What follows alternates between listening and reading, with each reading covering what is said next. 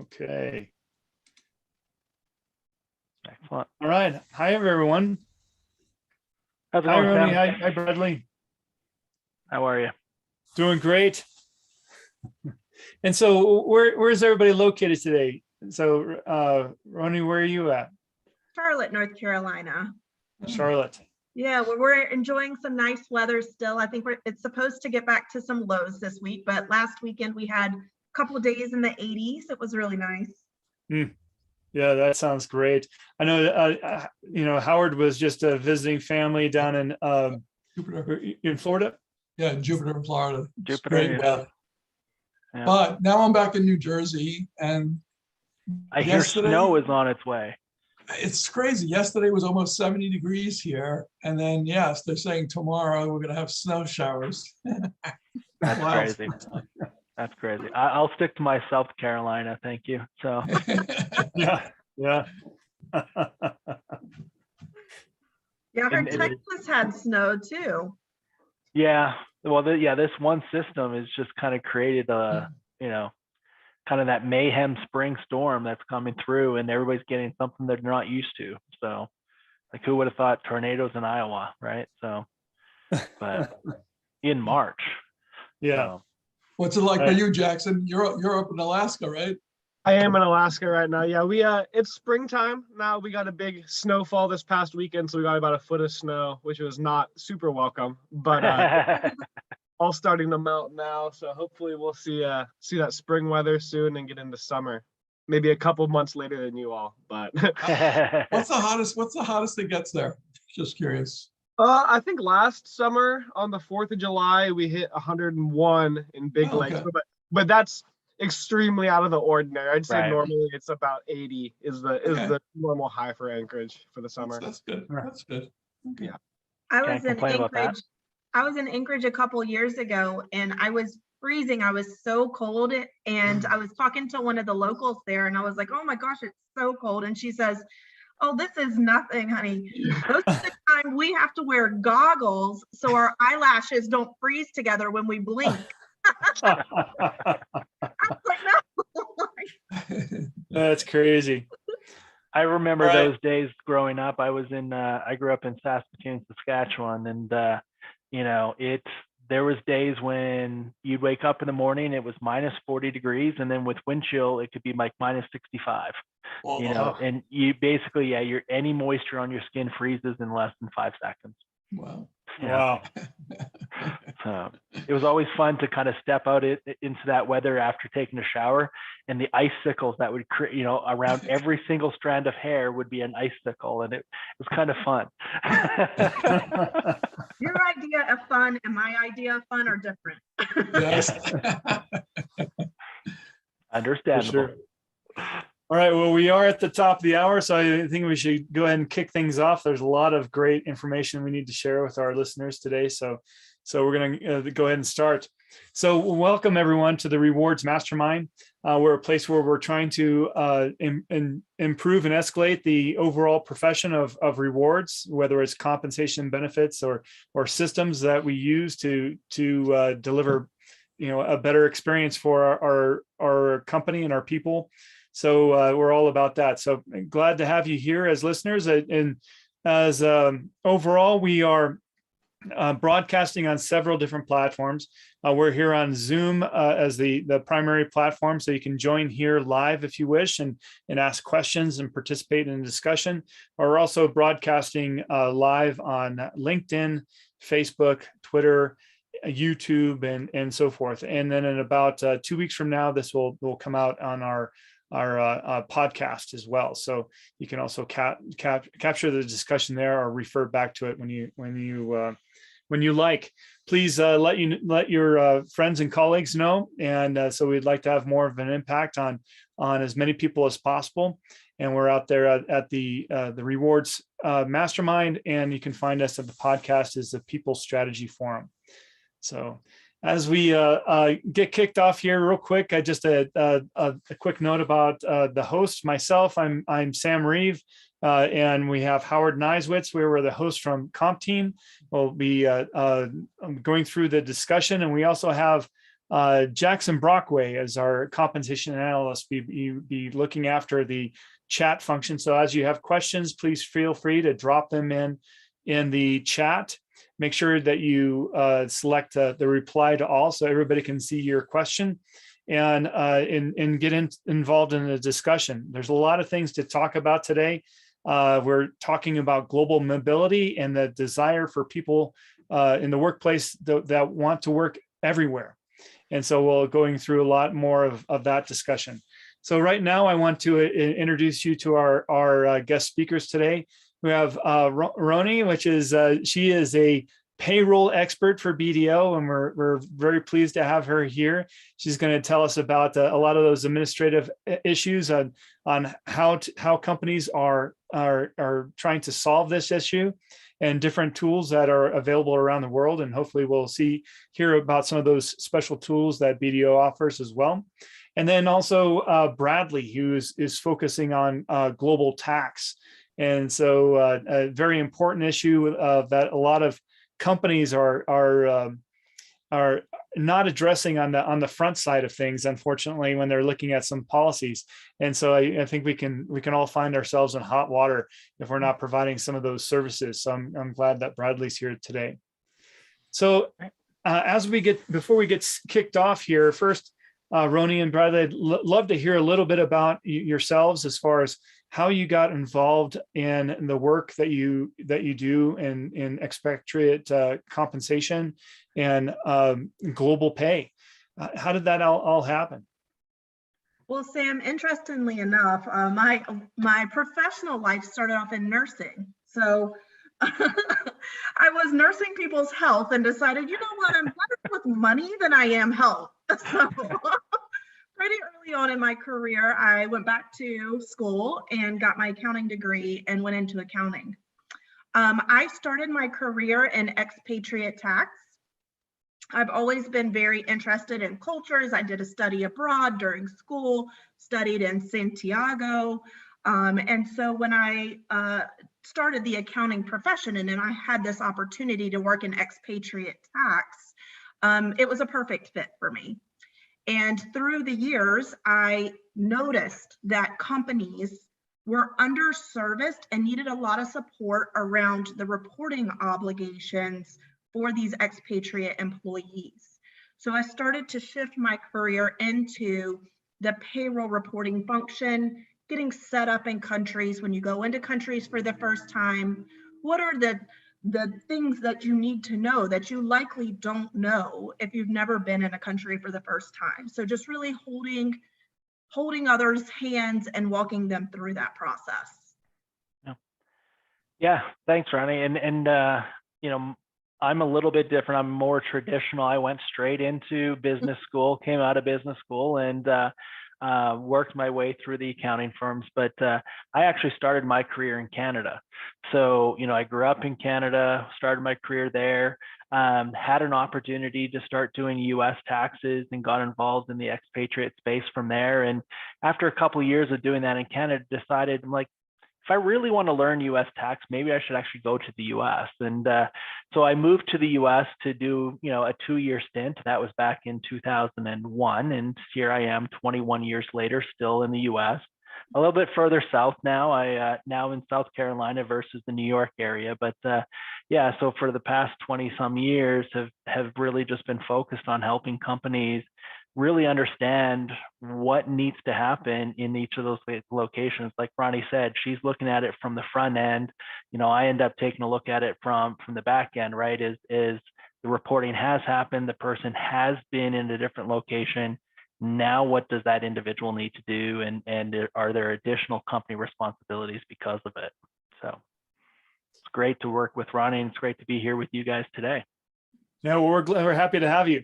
So a lot of, I mean, things that are more, I mean, this is a huge timely topic. I mean, right now, you know, ever since the you know, we've had the pandemic, and as people returning or being asked to return to work and come back into the workplace, it's caused, right, the great resignation, right? Where people are saying, well, maybe I'm thinking about something, my work a little bit differently.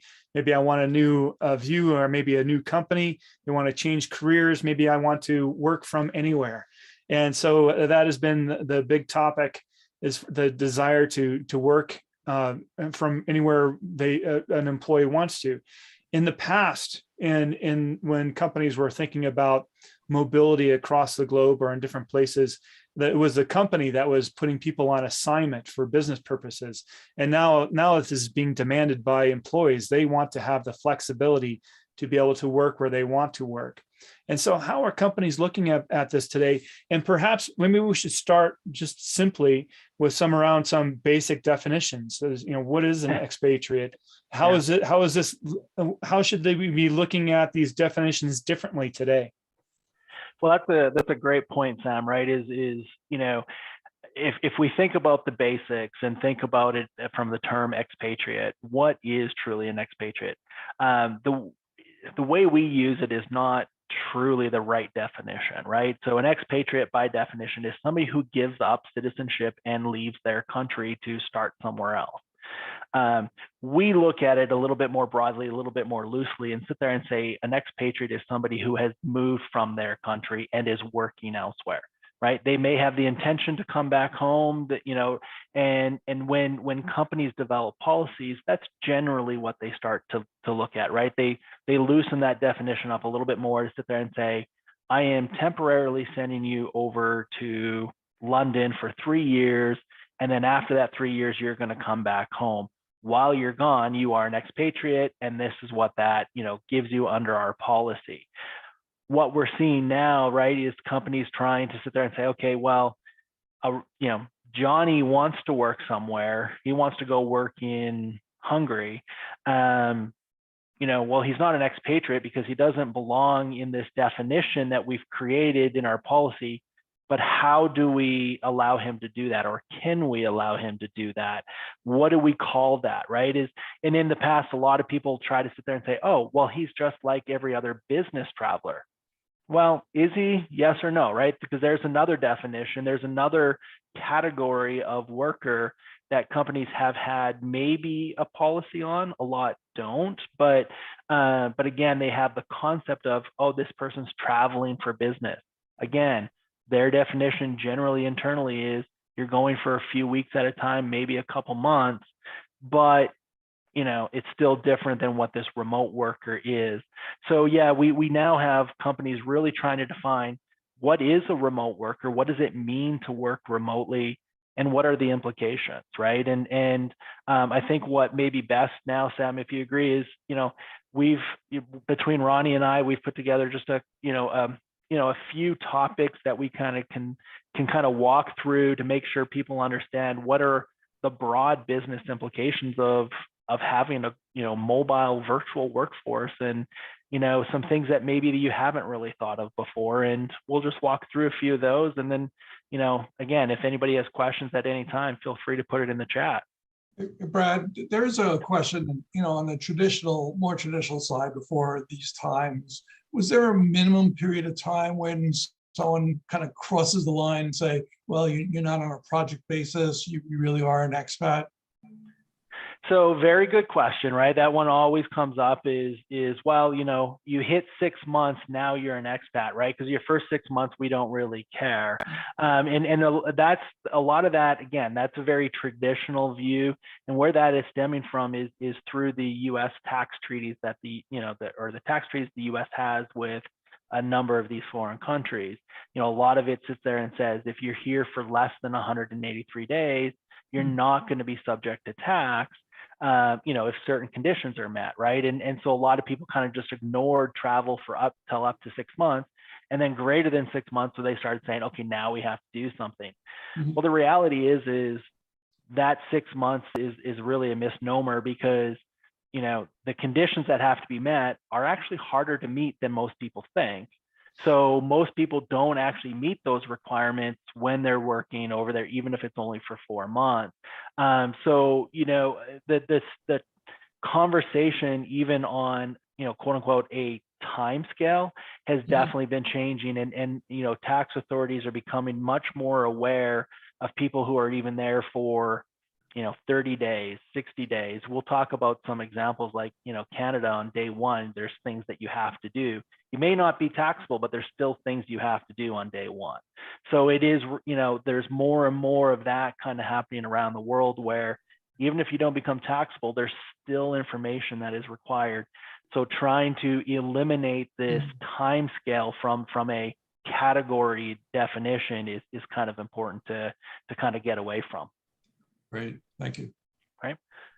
Yeah, So- and I want to just open this up a little bit further too. I know so far we have been focused a little bit on international travel, expatriate as a terminology, but we're also seeing this at a state level.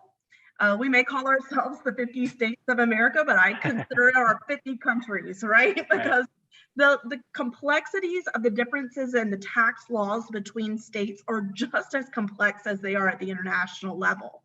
So I do want to just open this up for those who are listening who may not have the international travel, but you're starting to see it at a domestic level where you're moving into states that you haven't been previously.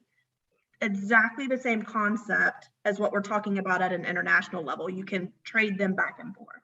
Yeah. Good point. Yeah, about the only thing that maybe doesn't come up when you're doing state to state versus country to country is the word immigration, right? Because generally South Carolinians can go to North Carolina to work without a visa. Although, you know, in some states, some people might want that, but we're not there.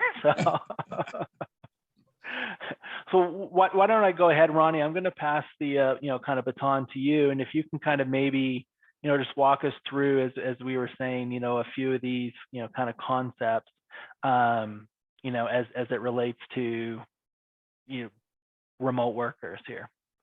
Sure. So, you know, I'm going to open this up with a little bit of technical, talking about the background and why this is an important topic. And then we'll go into, well, what are companies doing? And the first thing I want to say to our listeners is do not lose sleep if you don't have this 100% correct right now. No one does. No one has this completely correct. We are all going through this pandemic at the same time. We are all going through this revolution of the way people want to work and how they demand to work at the same time. And everyone is just trying to get their feet under them right now. So, you know, I start off by saying, listen, there are some things that you're going to hear in here that you're going to say, oh goodness, we're not doing that. You know, now I'm going to lose sleep. Do not lose sleep. What I want to leave you with after this conversation is, it's time to do something. Okay, it's time to get started, because we know now that we're not ever going to go back to the way things were pre-pandemic. And that if we want to stay competitive in the market, we're going to have to consider a different model of how we let people work.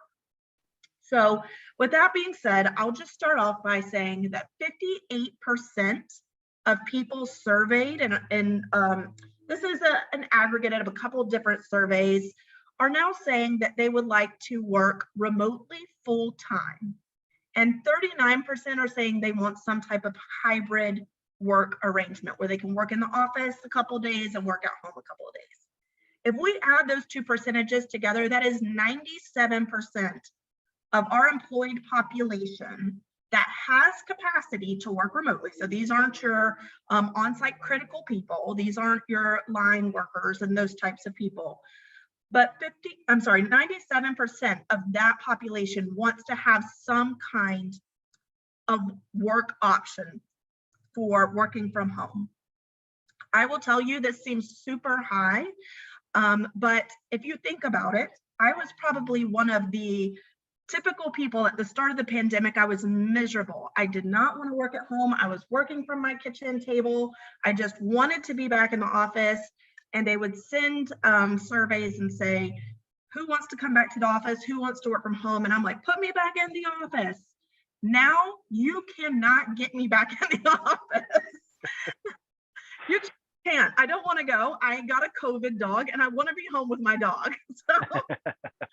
So, you know, things have changed. And so when we hear 97%, it sounds super high, but this is what people want, even if that means one day of work. I want to work Fridays from home, or I just want the flexibility to work from home. Mhm. And of that, 58% of those employees are saying they would consider looking for a new job if their employer will not give them that option. And It's a so if that, staggering number when you really think about it, right, Ronnie? It's like, right, again, in a war of talent that we're in, where we see, thankfully salaries are beginning to increase, right? I know that, salary stagnation was a big issue for a long time. With salaries increasing and the war for talent getting harder and harder, 58% who are kind of sitting there saying, it's like, look, if you don't give me flexibility, that's kind of top of my mind. Let's go. We're out. yeah. And salaries being a whole nother component of this, and I'm sure Sam and team will be happy to talk to you about, because, when you are working with this remote workforce and you have someone from New York move into Florida, do you continue to pay them a New York salary? So, whole nother topic for conversation, but certainly something that works into this realm, which we'll discuss today. And the reason why I want to start off with this, again, I don't mean to leave you scared from this discussion. What I want you to do is come out of this saying, we have to do something, and we need to understand this is a topic that we're going to have to address as a company. So when we address this topic, we need to also remember that this is not a topic that can be considered, can be determined. No one should be doing this in silo, because the move to a different way of working affects multiple areas. And this is not a table for one. You should have many people sitting at this table when you are looking to make a change in the way you're going to work in the future and what the company will set as their culture and their policy for how people can work. And some of those roles, or some of those people that need to be at the table, will include your corporate tax team, people who understand individual income tax and what that means for your employees. Because listen, we think, oh, that's the employee's tax, I don't need to worry about it. But I promise you, you, the company, are going to be the first one they come to when they're subject to duplicate state tax. Why are you withholding state tax from me in 2 states? This is their individual income tax, but you, the company, are still going to have to answer to your employees. Social Security, when we're talking about international, we have our US Social Security and Medicare tax, while other countries have their equivalent. And when you're allowing someone to work in another country, even if they may be exempt from income tax under that 183 days, they may still be subject to social tax in that other country as well. So income tax and social tax are 2 different levels of taxation that both need to be considered. Payroll tax, obviously my world where I live, very complex for companies, because what companies don't want to have to accept or realize is that ultimately the payroll reporting is a company obligation. And if the company is not following proper payroll obligations, then they themselves can be held responsible for the individual's income tax liability, plus penalty, plus interest. So a lot of potential exposure here. And then we have equity compensation. If you're a company that offers equity or certain deferred compensation plans, you need to consider the life and allocation period on those compensation items, because typically for reporting purposes, you have to report over that allocable period, which could be at the state level or international level. If you have an individual who's worked in multiple jurisdictions through the life of this compensation plan, then you may have to allocate out the reporting to those different locations. Transfer pricing, obviously, where are we holding employee expenses? If we're allowing someone to work in the UK, is our UK entity going to bear the cost of this employee? Do we need to do some kind of cost plus model so that we're not creating corporate permanent establishment concerns? You have your immigration and employment law, which Brad mentioned earlier. Does this individual even have the right to work in this country, or are we employing a non-documented worker and potentially creating some immigration issues for ourselves because we are allowing that person to work there. And then compensation and benefits, I'm sure Sam and team will be able to talk to you in plenty of detail about the complexities around compensation and benefit and the potential need to take a look at what you're doing now and restructuring that based on this new way we will have employees work. And talent management. I think with the talent management piece, that's so tricky because it goes both ways. Right. We are being told that if we want to maintain employees, as employers, we're being told if I want to keep these employees, I've got to let them work a different way. But also, what do we do as a company to make sure they are still getting the face time of individuals who need to help propel their career, right? That they are still getting the attention that someone in the office working face to face with people are getting, and the consideration and the guidance and the training. So, a lot around that talent management as well. All of these people should have a seat at the table. There's definitely a lot here, Ronnie. And so, and what's what's the first steps that companies should consider when they're trying to respond quickly to employee desires to work from anywhere, or they're just faced with a situation. Suddenly they're saying, oh, hey, we want you to come in the office for a meeting here in San Francisco. And the person say, well, I'm in Alpharetta, Georgia. It's going to take a flight. So what are the first things that they should be thinking about? That's a great question, Sam, because you said when they are trying to answer quickly. And what I would say is beware of quick right now. Beware of quick, because at the beginning of the pandemic, listen, we were all in this together and we just wanted to help people. And we said, go stay with grandma, take care of her. It's fine. I don't care where she is. But at this point now, as companies, we need to start being a little bit protective of ourselves too, and thinking about, well, what does that mean for the company?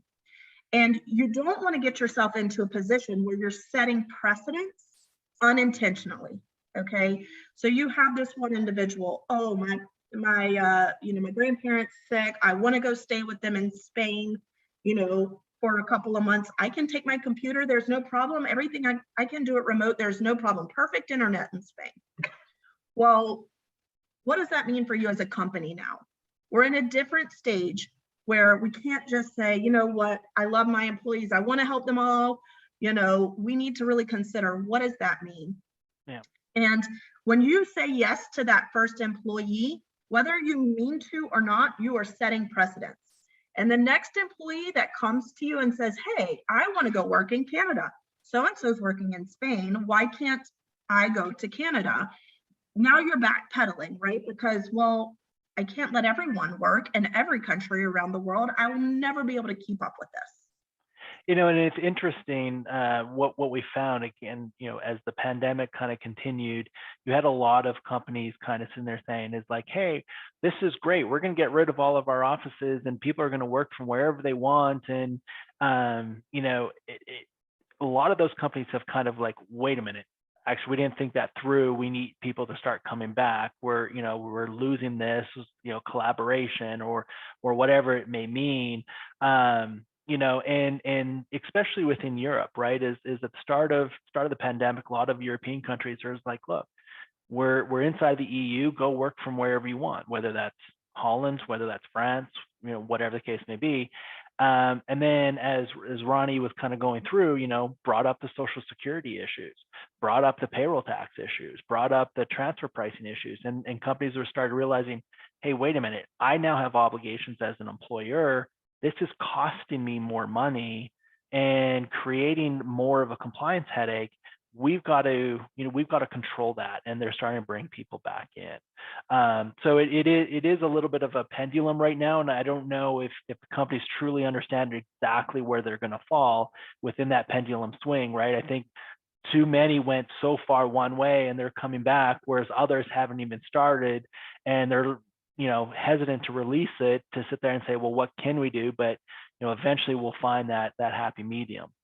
It's interesting because, pre-COVID, companies, especially larger ones, had very clear policies and practices when it came to moving employees around, and they could, Right. refer back to them.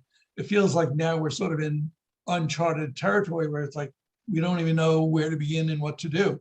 So what do you Right. suggest? What do you suggest the companies that are now facing these issues? So that's a great question, Howard. Where do we get started? And where we get started is we've got to start putting a framework in place.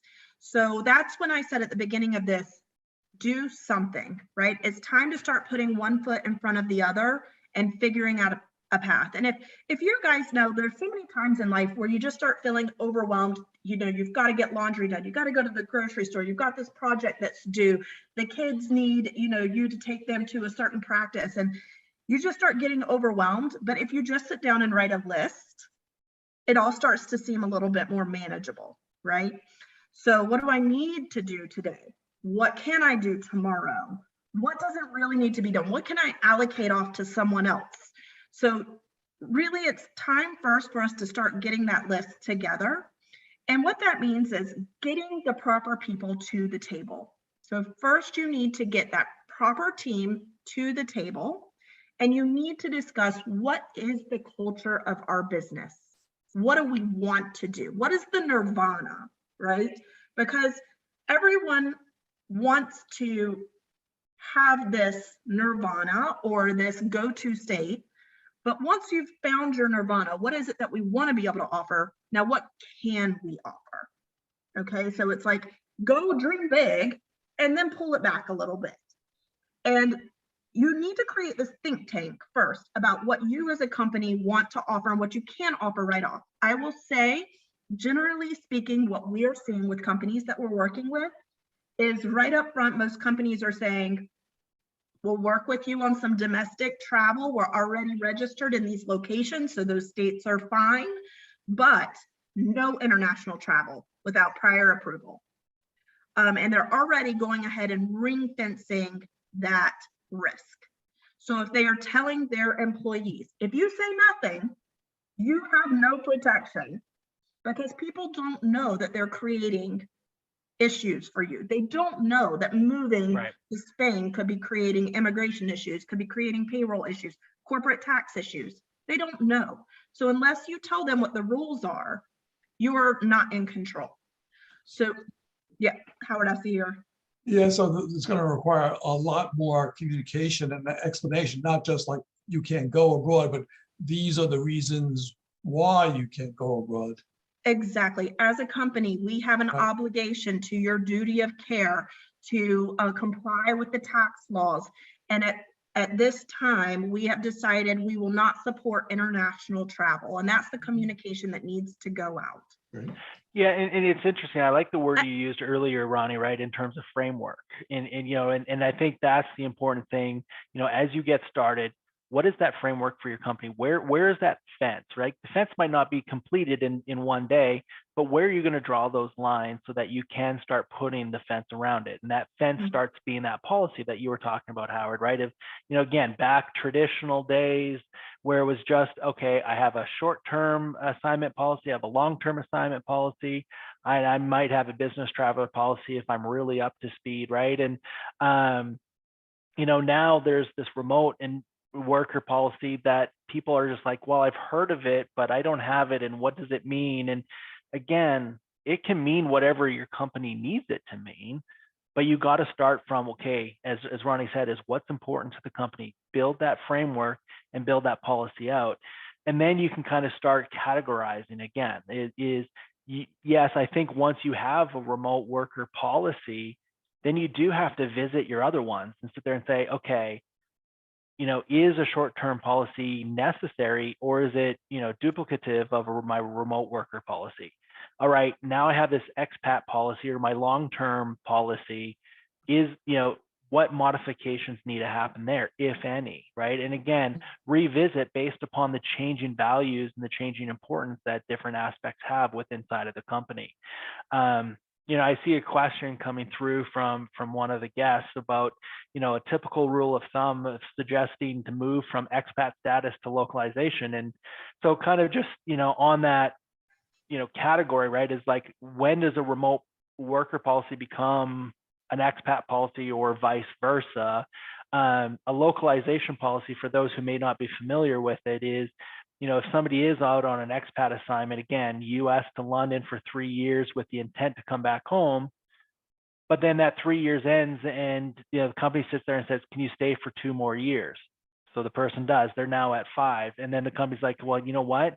You know, we'd really want you there longer. So, you know, some companies kind of roll these long-term policies over and over. And, you know, back in the 90s, we used to see people out on assignment, like long-term assignment, receiving full assignment benefits for 10, 15 years. You know, generally what we are now seeing is, you know, companies generally don't go longer than 5 years, right? You know, they'll start with either a 2-year assignment or maybe a 3-year assignment and renew it once, and then sit there and say, okay, now we got to start talking about localization. And there's different ways that can happen, you know, in terms of step down of allowances, et cetera, so that people get used to it. But yeah, especially now that we have more and more remote workers, and considering those on an international basis, I do feel that you will find localizations happening even faster, because it's going to be, hey, you're there for 3 years because we had a business need. That business need has been fulfilled. Now you have a choice to make. You either come back home, like, you know, we all planned 3 years ago, or you stay there because you're really enjoying it, but now you're staying under your own terms. And by the way, here's our remote worker policy for that, right? And so I think you will find that companies will, you know, end up making that a little bit of a faster transition. Yeah. And I want to go back and just say on that piece that there's no right answer here, right? There's no one size fits all. So when I'm saying, you know, a lot of the companies we're working with are saying no international travel, that might not be the fit for you. It really depends on your culture. And as a matter of fact, I'm working with one company in Texas that says, you know what, our culture is all around working together and being side by side. I hear you that like remote working is important for the future, but that's just not in our culture. And you really need to consider that, right? If that is your culture, if working side by side, being in the office, teamwork is your culture, and you don't feel like you can do that in the virtual world, then that's your culture. And maybe it is time to move in and out some talent, right? That can live that and breathe that real company culture with you. So I'm not saying that at this point you need to give up anything about who you and your company are. It is just time to put a framework around who are we going to be in the future.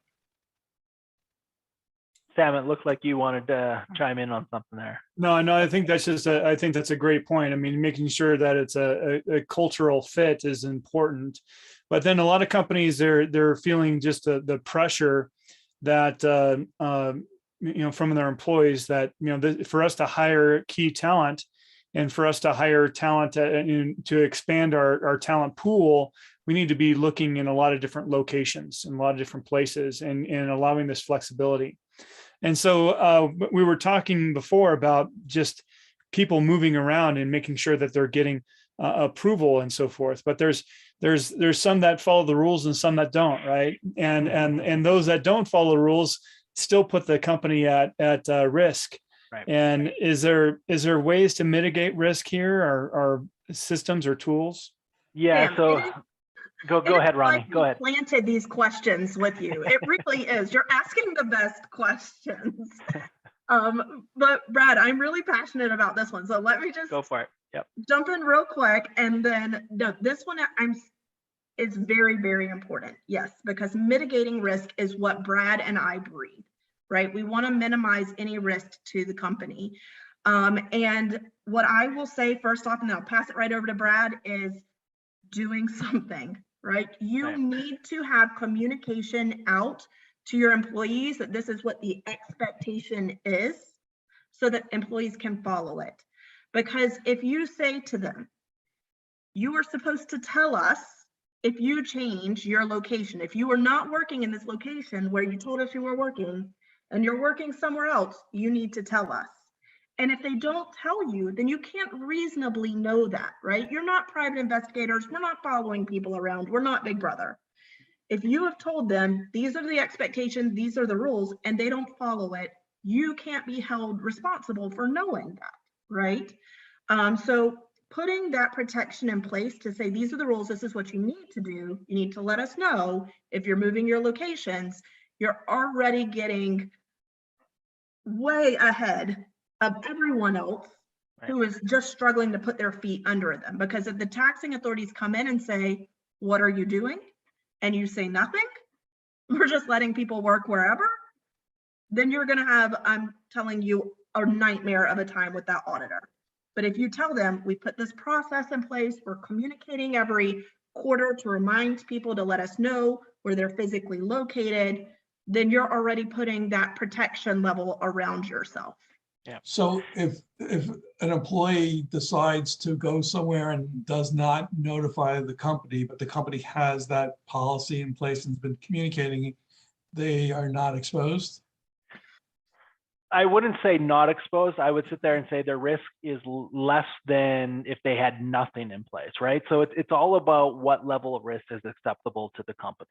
Right. And again, is if you have a policy in place that sits there and says it is your responsibility to tell us, you have a method in which the individuals can actually log into the HRIS system and submit a change of address, right? That's okay, you're doing something and you've put the obligation onto the employee. And like Ronnie said, is, if you already have that, then you might want to remind your employees about that, a couple times a year, 4 times a year, to, so that, that people are following it. Now, again, that's not going to eliminate the risk totally, right? I don't think anything is going to risk or eliminate the risk totally until you are 100% compliant. But again, as Ronnie said, is no one's there because it's too darn expensive to be 100% risk-free. It's just too expensive. But yes, there are tools out there that can, if you want to go beyond employee responsibility, you're like, you know what? I have a large enough population of employees that I need to, help ring fence that risk even tighter. Yes, then you're starting to look at employee, kind of, for lack of a better word, tracking tools. All right, the word, everybody, no one really likes the word tracking. Again, it's not a Big Brother thing; it's a risk mitigation strategy. And maybe if you don't mind, chip right here. Computer yeah, chip right here. yes, yeah. Well, actually, it goes under the finger, so you can scan it at the door. But yeah, right. We joke about it, but there are ways that the company has actually tracked people without people even knowing it. Right? Is how many of you out there have badges to swipe to get into a secured door? Well, guess what? That information is being tracked. The company knows every time you're swiping that in, so they know what time you actually arrive at the office and swipe your badge for the first time that day, right? So they know where you are. They know if you've been to a different office than you normally work at. So, we do find the authorities actually asking for that type of information when they're doing payroll audits is give me your employee badge swipe data so that we can see where these people actually are. Maybe that's not as an effective tool as it was 5 years ago if people are working remotely, but, again, there are ways that the company has and, VPNing, right? You'd be surprised how many authorities are going to start asking about, okay, give me your VPN data. Where are people dialing in from? Because we want to know. Or you can be kind of a little bit more on the front end. And if you don't mind, maybe I'll just share my screen again and kind of talk about what we have at BDO, what we call BDO Quick Trip. And what this is a, it was built for business travelers, but again, it really helps with remote workers as well. And what this does is it's a technology that literally it's an app on people's phone, right? And they can kind of log in and sit there and say, yes, I went to Costa Rica, but I'm on vacation, so I wasn't working, right? Or they don't have to do anything, and it just kind of pings, back to the employer of, okay, I had a work day in South Carolina today, right? Tomorrow I'm flying up to New York. It's going to ping back to the system of, okay, Brad's now in New York for, 3 days. And what the great thing about having a system like BDO Quick Trip is it gives you the alerts, right? So as an employer, if somebody is, working remotely and you're not aware of it, but there's a payroll, reporting requirement that you have, like New York, after 14 days, you have to start reporting there. This will tell you that, right? In Canada, I talked about it being 1 day in terms of identifying and reporting that person. In the UK, they have what they call it's the A4 reporting, but basically a short-term business visitor report that each company has to file, listing people who have been there for 30 days or more, 60 days or more, 100 days or more, right? This kind of gives you all that information at hand. And then as an added bonus, it helps you with duty of care. Ronnie brought up the word duty of care before too, because we do have an obligation as employers of the care of our employees. What happens if you had an employee in, well, let's talk about a real life example right now, right? If you had an employee who happened to be in Ukraine when, Russia came across the border, how do you know that? How do you identify and how do you, help that person get out safely? This gives you this opportunity of knowing where people are and being able to trigger, your duty of care responsibilities at a snap of a fingers when something is happening. So yes, Sam, you asked the question, are there tools out there? Here's a great one, right? And it's a simple one, that requires minimal interaction from the employee side, if any, and then even from the employer side, here's your alerts. Now, again, where do you want to set your risk level? Set it and let the alerts tell you from there. Go ahead, Sam. I was just going to say, is this app an enterprise tool, or do you have something available for small business? So it's a web feature or a web platform. So it's built to monitor anywhere from 5 individuals to 500,000. So it's a very scalable function, and the pricing kind of reflects that, right? Its implementation is relatively inexpensive when you think about technology tools. Again, it can, if you want it to integrate in directly with your, maybe you have a Concur, travel system. Okay, well then, that APIs cost a little bit more, but if you want just the simple platform, you're looking at, probably less than $15,000 to kind of get it off the ground.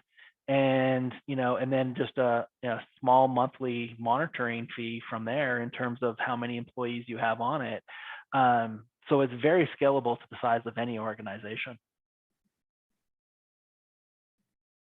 Great. As companies are facing, of course, right now, mobility and the ability to work from anywhere is an advantage that companies are offering to recruit more people, to attract more people, and so forth. But as more and more companies do this as part of the norm, oh yes, we're flexible, we allow remote working and so forth. And what are the ways that you're seeing your clients actually turn this into a strategic advantage, actually offering unique services to that remote workforce that is going to differentiate themselves as a competitor in the workplace?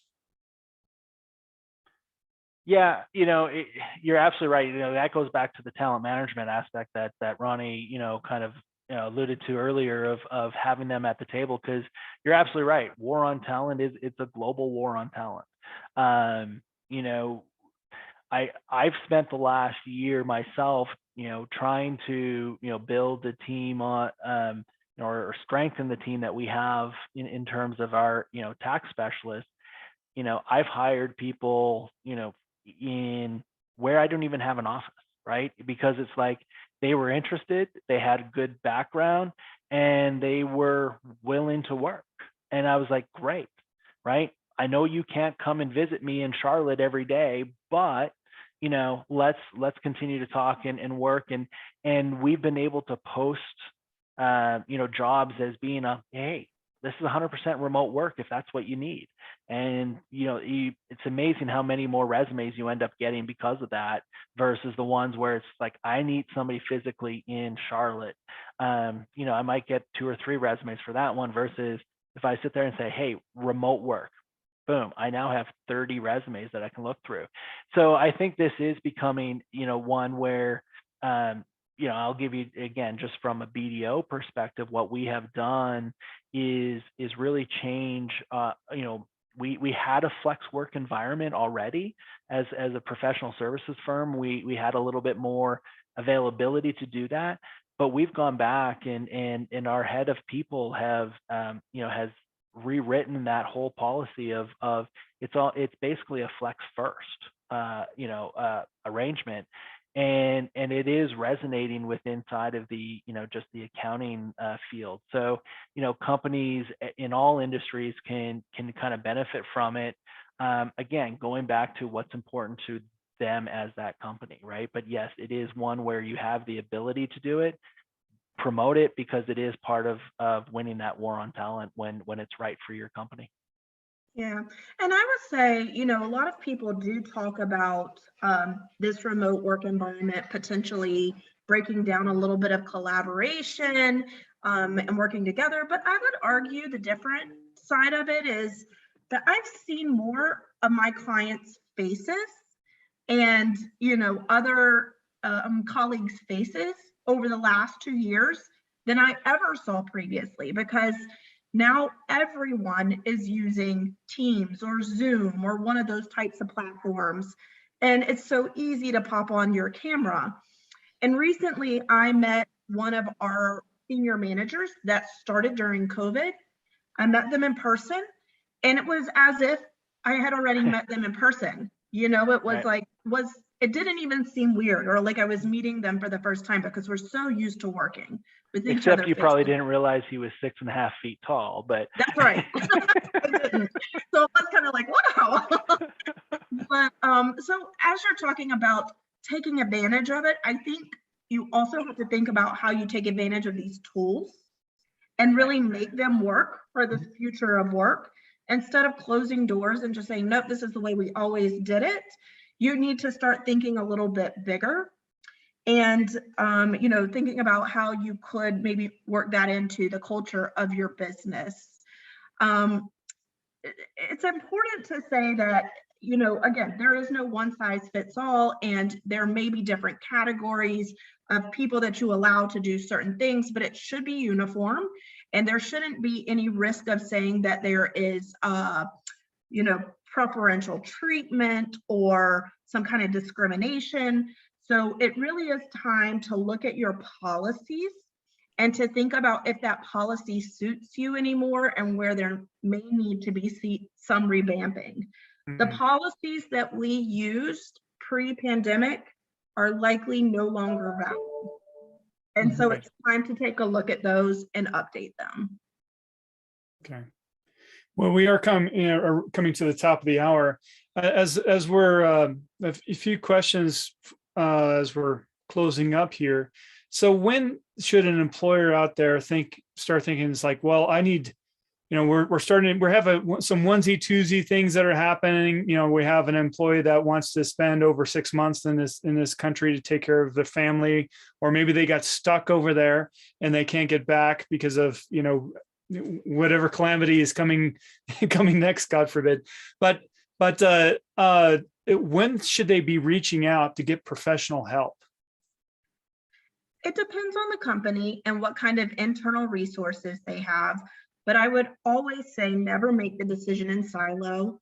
Make sure you have your team identified who will help you on those things, and be prepared for that to happen before it happens, because it will happen. And like I said, you don't want to set precedents on just saying, you know, a quick, heartfelt, of course, go stay with your grandmother, and maybe creating a bigger issue. So as a takeaway, I would challenge you to find out, even if that's not the situation in your company now, if that situation were to come to you, who would be the team that would help you to make the decision if this was going to be allowable or not? And what documents do you have to support the decision that you make?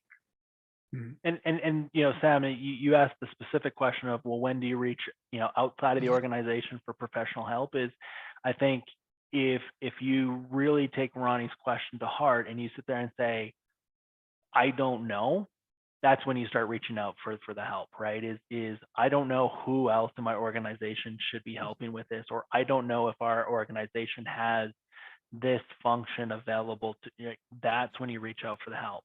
And I'd sit there and say, 98% of companies will get to the I don't know at some point as they go through this journey. Some might get there very quickly, right? If there's a small organization, they're just like, we don't know what to do.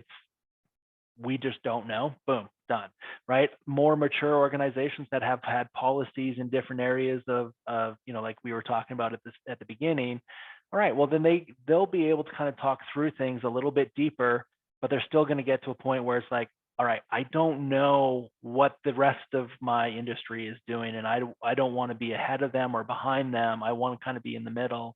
Let's go seek that professional help. So I think that's where it really comes in, is you bring it in when the first time you get to an I don't know. I know we're about to wrap up, and I want to give you time to talk about your company and your services, but how aggressive are the taxing authorities getting? Were they less active during COVID, but now they're picking up, or are they really starting to look into this, and companies need to be aware of that? Well, I think that's a great question. I swear we didn't plant these questions. They're amazing questions. So the taxing authorities, you have to understand that they have more data now than they've ever had before, because we are in an age where they can get data easily. We are all computerized and, have data storages, and we're starting to work systems together where you can have big data and you can run analytics on those data pieces. So taxing authorities have more data now from immigration, from tax returns. For example, we're seeing New York is comparing prior year payroll tax filings to current year tax year filings to see where the wages have drastically dropped. And where wages have drastically dropped, they're questioning that because New York is a convenience of employer state. So they think you should still be reporting to New York, even though the individual might be working somewhere else. Mm-hmm. So we're seeing that there are different analytics that are being pulled, and certainly the taxing authorities, most of all of the relaxations that were granted by taxing authorities have now stopped, and they're no longer valid. So the taxing authorities are saying, okay, I get it. Like, we've had a hard time, but it's time to get back to it. We are struggling for funds because we have less wage tax. We got hit with the pandemic too. We got hit with unemployment taxes. So we need to start raising revenue as well. And they know that these opportunities for penalties are low-hanging fruit. So I would say, again, I don't want to leave people at night, but I would say just understand that this is certainly an area where we're going to see an increase. Locations like New York, California, Canada, the UK, we are already seeing them start to look at what they can do to track companies that aren't doing the proper payroll reporting. Great. Thank you so much, Bradley and Ronnie too. So as we close up here, can you do a quick wrap up on how people can contact you and the best way to seek your services? Sure. So, again, thank you for the opportunity to, speak to this group. Feel free to reach out to us if you need to get a hold of us. I was gonna say there's Ronnie's, information, email, and there's mine. So, bveldkamp@bdo.com, rrizzo@bdo.com if you're trying to write it down quickly. But just so you know, like BDO, we can help on every aspect, right? Is as Global Employer Services Group, we're helping companies work through these remote work issues, both from the tax side, the payroll side. We are the 5th largest accounting firm in the world. We're very proud of that fact. So we can support you globally as well when it comes to these issues. So feel free to reach out to us in any questions that you may have. And, we're happy to work with Sam and Howard and combine, services where necessary. Yeah, and I would say please join us on LinkedIn. Brad and I are always putting out thought leadership on the topic, different marketing materials or benchmarking materials, podcasts, conversations on this topic. So if you want to follow us, that would be great. A great way to just keep up on things that are fresh and relevant. Yeah, there's so much going on right now. I know we could do another hour easily. Yeah. Well, maybe we'll have to be back in a couple months to do Okay. just that, right? Yeah. Yeah. Would love that. Thank you so Excellent. much for sharing your wisdom today. That was great. Thank you. Thank you, everybody. Okay. Have a great Thank you. afternoon. All right. Okay. Bye You now. too. Right. Bye now.